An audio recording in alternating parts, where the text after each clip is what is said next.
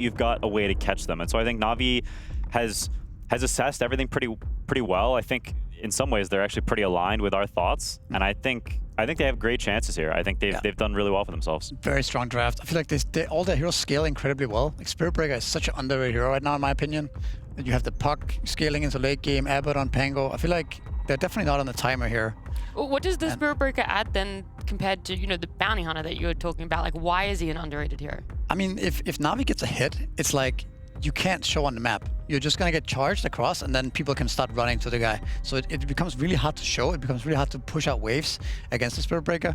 Plus, the hero is very good against heroes like Gyrocopter, because doing BKB, you can get there's so much stun through BKB, right? With the Spirit Breaker. So it has a lot of tools. It's also pretty good against Centaur, I think. It's hard to stampede out of all this stun.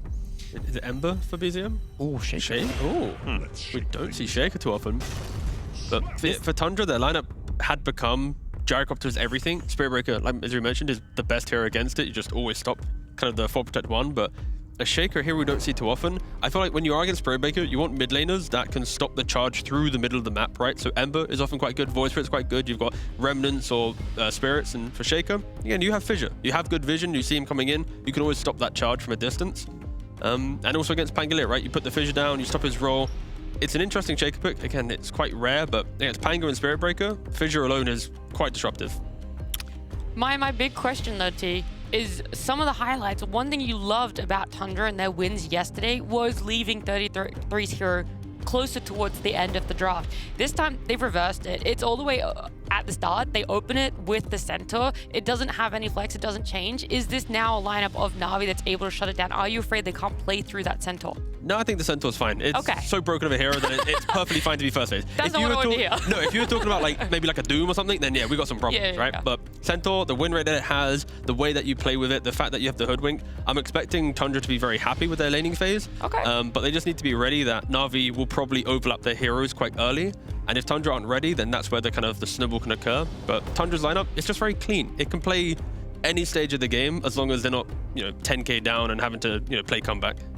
I'm looking for the Niku show. I think this Puck versus Shaker matchup is not one-sided at all. I think Puck in the early game can be very good against Shaker. You can spam with orcs constantly, and if you space him, Shaker can't really get much damage back on the other way. So I think if Niku is in zone and he's playing well and he is playing Puck like he did against me and all those heckin' scrims, then I think Na'Vi have great chances here, and I'm hopeful they can make a good showing against one of the big dogs.